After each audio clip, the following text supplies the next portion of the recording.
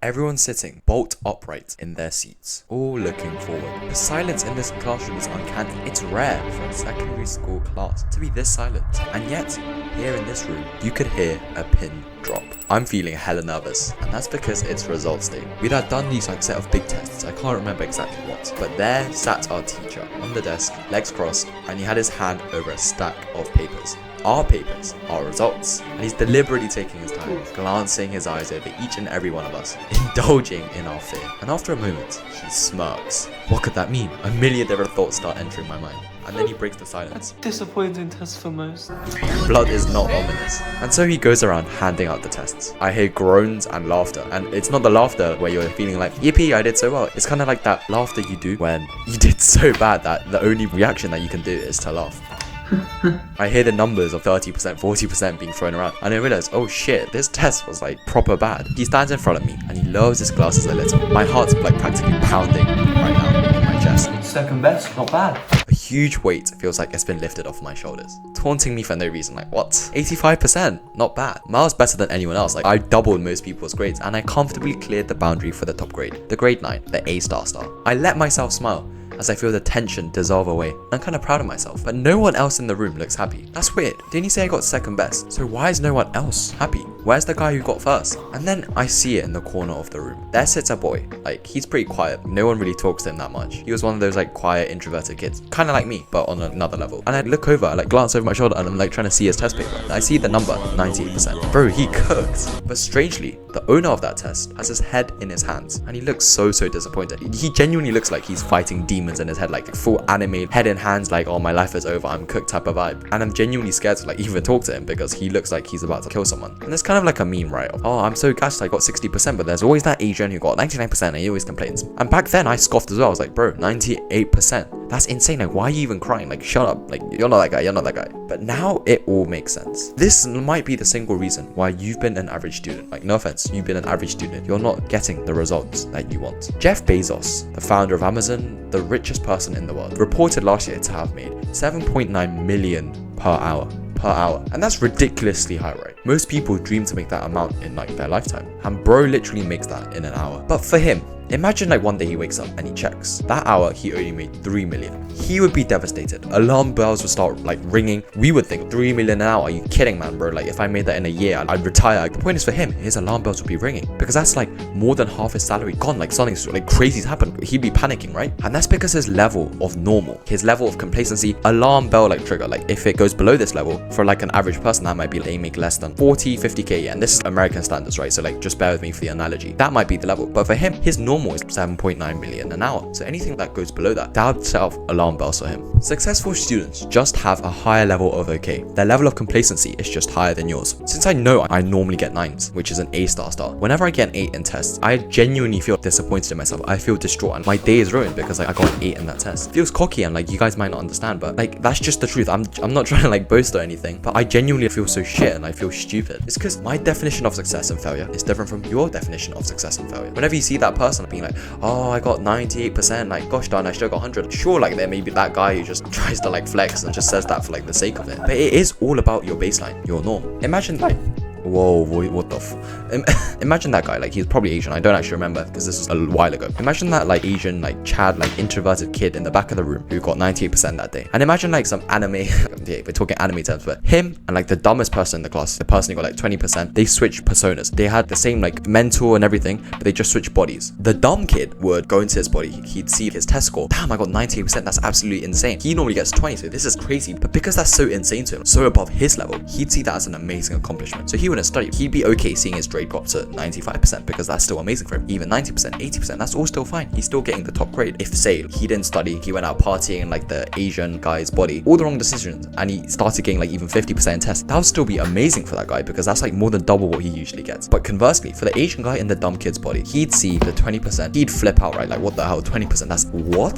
what would he do? He'd literally go home and he'd study his ass off. He'd study and study and study because he has to get that up back to where his norm is, his comfort zone. back to like the 80s, 90% at least. It's all about your level of norm. If Mr. Beast theoretically, let's say he gave me his channel, it was like, oh bro, I'm going on holiday for like a month, can you look after my channel for me? Firstly, I'll go on his YouTube analytics and I like be in awe at all of his statistics. Oh wow, this guy makes like $1 million a month on YouTube, his views are like 100 million, what the hell? That'd be all amazing, because right now if my video gets even like 100k views, like I'd be so gassed. And so I wouldn't mind if a video got 50 mil, 20 mil, 10 mil, I don't really care. And for me that would be normal, so I wouldn't have the ambition, the urge to go further than that, because my level of norm, like it's higher than most people's, because I am a YouTuber with 100k subscribers. But even then, if he gave me my channel, I'd tank his channel, it'd die, right? Alex Hamosi said this quote, and it's a banger. Setting a goal is like having a contract with yourself to be dissatisfied until you have what you want. Complacency and you setting the bar too low might be the entire reason that you're an average student, that you're not where you want to be. Let me tell you a quick story. In the UK, we have this thing called coursework, and it's basically like a collection of 5 essays that you do for English, language, and literature that make up 40% of your grade. Your teacher marks this before the actual like written exam, and so you can lock in like theoretically up to 40% of your test beforehand. It sounds like really magical, right? Everyone said it's student-led, and most classes, like their teacher guides them along the way, they give them a title to follow, and it's all like fun and games. So our class though, our teacher, we did something different. Instead of taking us by the hand and guiding us, bro literally didn't tell us anything for the whole 2 years. He just told us choose your own essay topic, and he did read them like once or twice to make sure that we were actually doing it and we weren't going off topic. But since like the grading day started to come around, and all the other classes were like, oh yeah, like my teacher said I'm predicted like a 27 out of 30, a 25 out of 30, we were all starting to panic because we had no indication. Classes like throughout the journey of the coursework, they were told, oh, this is at like 20 out of 30 right now. These things, it could go up to like 25. They knew where they were at. But for us, I had no idea if I was writing a level like 10 out of 30, 20, 30, like we had no indication. And so we had no choice but to put our all into it. Even after we thought we were done, we had to go again and again and again, because I had no idea how good this was. Was I even doing it right? And at the end of the grading session, after he marked all our things, and the day where he was going to give back our results, we were all sitting there like tense, right? This is a different results day from the introduction analogy.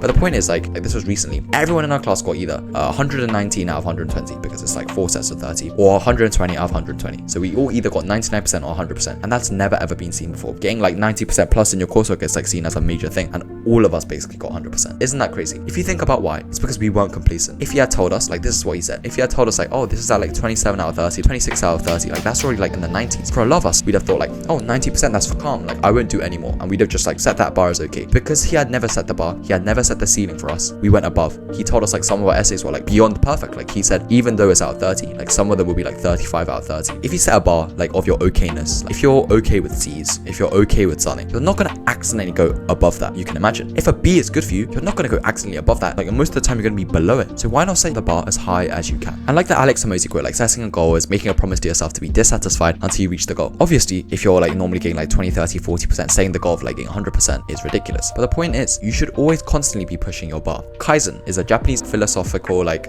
term thing that basically means wherever you're at, do 1% better each time. The moment you lose your hunger, you lose your drive, your motivation to do just a bit better, that's when you become complacent and you just become an average student. Just ask yourself, what are some standards that you've set as just normal, as okay for you, but maybe they actually aren't okay? It applies for a lot of things. When I first started my YouTube channel, 300 views was amazing, right? If I had always kept that like 300 views threshold as my okayness, I wouldn't strive to make better videos, because then like if 300 views is okay, I just make a video that's worth 300 views. Same for the test. If you're aiming for like 60%, because that's what you normally get, and that's just what you're okay as, reprogram that, find that belief and then change it. Because the moment that you start to tell yourself, today I got 60%, that's cool, but I want to get 65 next time, and you keep pushing that, that's what makes you a top student. Because once you have the goal and you're constantly dissatisfied, dissatisfaction is good. Because you're dissatisfied, it's because you want more. That's what motivates you to do the action that will get you there. There's another quote which talks about aim high, hit low. For me, my threshold is like in the 90th percentile, right? So even if I fail and I get an 8, I aim high but I hit low. That 8